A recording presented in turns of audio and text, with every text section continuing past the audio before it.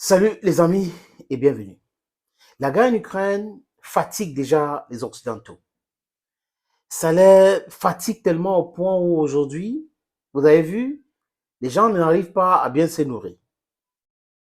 Les banques alimentaires se remplissent tous les jours. On parle de 10 millions de personnes qui n'arrivent pas à se nourrir en Angleterre. Combien de millions en France, en Allemagne? Il y a même un reportage qui circule dans ce sens. Un reportage réalisé par les chaînes de ce même pays-là. Le blé ukrainien, depuis la nuit de temps que cette guerre a commencé, c'est juste une figure de style, il disait l'Afrique, la famine va toucher l'Afrique si la Russie ne permet pas que le blé quitte les ports d'Odessa et Mykolaiv, la famine va toucher l'Afrique. Vraiment, ils ont signé l'accord. Et dans cet accord, 95% de blé qui sortait de ce port-là devait aller où? En Éthiopie, au Yémen, en Somalie et en Afghanistan. Mais vous connaissez vous-même, les amis, ce qui s'est passé entre-temps. Le ministre Guaido de la Défense italienne a dit quoi? 95% de ce blé finissent dans les ports européens. Donc, les Européens ont faim et ils ne veulent pas dire la vérité. Ils mettent l'Afrique devant. Parce que vous avez vu, même pour Corona, Antonio Guterres, ancien ministre des Affaires étrangères du Portugal, a dit quoi? Le secrétaire général des Nations Unies. Oh, ça va toucher l'Afrique, vraiment, je pleure pour l'Afrique. Et au finish, c'est des Européens et les Américains qui ont subi. Toujours en train de mettre les choses sous le dos des Africains. Quand ils ont leurs problèmes, au lieu de se nourrir tranquillement, ils voient la famine en Afrique. La famine en Afrique. La famine en Afrique. On vous a même fait quoi? Laissez l'Afrique tranquille. Notre habitude alimentaire, ce n'est pas le blé. Ce n'est pas la farine. La grande majorité des peuples africains ne se nourrit pas avec le pain. C'est dans les grandes villes. Ce n'est pas le pain. On a le macabo, on a le manioc, on a les dérivés du manioc, on a le tapluka, on a le couscous de manioc, on a le kumkum, on a beaucoup de choses. La poudre de manioc. On a le macabo, on a le plantain. Donc arrêtez de mentir le monde entier en utilisant le nom d'Afrique. Dites clairement que vous voulez que les blés entrent dans les ports européens pour nourrir les Européens parce que c'est votre habitude alimentaire. Et les Russes ont compris cela. Donc, pourquoi est-ce que vous signez les accords et vous ne voulez pas le respecter? Je vous ai dit, les amis, que ces gens-là ne sont pas des gens dignes de confiance. Quand quelque chose les profite, tout le monde entier doit bouger. Mais quand ils ne voient pas les profits dedans, tout le monde entier peut mourir. Mais ce n'est pas comme ça. Ce n'est pas avec cette façon de barbare qu'on peut réaliser des grandes choses en disant oh, on est fort, on est ceci, on est cela. Non! La force ne se décrète pas comme ça. Et nous avons compris. Regardez comme les amis en Europe aujourd'hui, en Bulgarie, en Pologne, en Hongrie, en Allemagne, les gens manifestent. Et ce symbole est très important. En Nuremberg, pour ceux qui connaissent l'histoire de la Deuxième Guerre mondiale, vous savez, on parle de la Deuxième Guerre mondiale et tout, mais c'est de la Deuxième Guerre européenne. Ça s'est passé entre ce continent-là, Europe, Asie. Et les enfants d'Afrique sont allés mourir là-bas pour sauver la France. Et la France les a payés avec quoi? La torture, la politisation, la barbarie et le refus de donner l'indépendance aux pays africains. Et pour les pays qui ont réussi à mettre la pression avec les élites qui ont combattu, on a commencé à décapiter certains, comme au Cameroun francophone. Oumniobé a été tué à Libélingoé, décapité.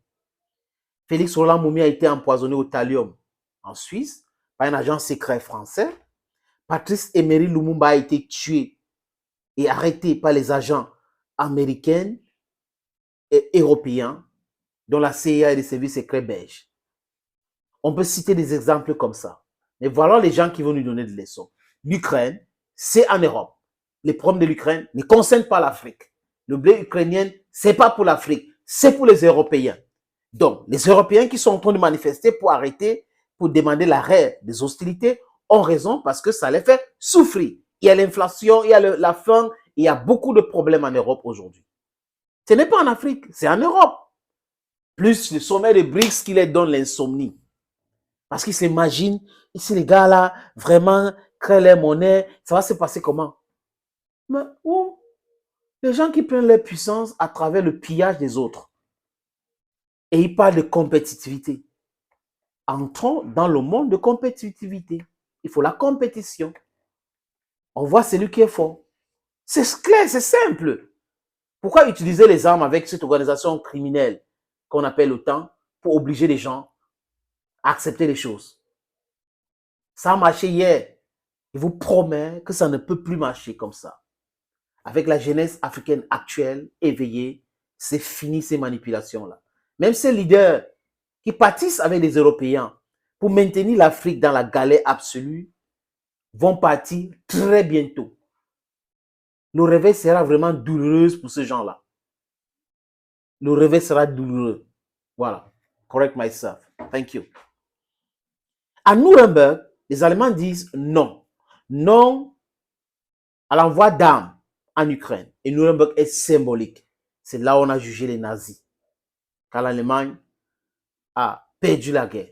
La reddition de Wehrmacht. Et les habitants de Nuremberg disent clairement que le gouvernement de Olaf Scholz, le chancelier, doit arrêter d'envoyer les armes en Ukraine. Vous avez vu les images? Les Léopard 2 allemands brûlés, calcinés, puissants. Ça fait ceci, ça fait cela, ça tire comme ça plane, et c'est constant. Son canon est que... Mais on a... Bon, je ne vais pas utiliser le mot. On a calciné. Et les Allemands, ils voient cela. Ils ont d'autres voies alternatives. Ce n'est pas seulement Deutsche Welle. Ils ne regardent pas seulement CNN. Ils ne regardent pas seulement BBC. Ils ne regardent pas seulement les chaînes françaises. Ils regardent leur téléphone. Ils voient ce que publient les vrais journalistes allemands, pas les propagandistes. Donc, ils disent non à cela. Et vous savez, les Allemands sont en train de se préparer, ou le gouvernement allemand est en train de se préparer, pour envoyer les armes à l'auteur de 2,9 milliards d'euros. It's a record. They want to send arms with a value of 2.9 billion euros. Ridiculous. Why in Germany people are suffering from hunger? People are suffering from hunger. People who even have 1,600 euro salary can't feed themselves. But you're pretending every day you're number one, you're this and that, you're menacing people. You are a toothless bulldog today. Revise your lessons and then understand that change is inevitable and there is nothing you can do. The only thing you can do that will help you, stop you from having high blood pressure, is follow the train. That's what you can do. Donc ils disent non aujourd'hui. Et le mouvement est en train de prendre. C'est en train de prendre. C'est en train de prendre partout. Et ces différents gouvernements des élites corrompues vont tomber un à un. Et il aura raison. Viktor Orbán, le premier ministre hongrois, aura raison. Parce qu'il a toujours parlé de la paix. Il a toujours parlé de négociations. Il a toujours demandé de ne plus envoyer les armes en Ukraine. Parce que ces armes-là, c'est pour détruire l'Ukraine. Ce n'est pas pour construire l'Ukraine.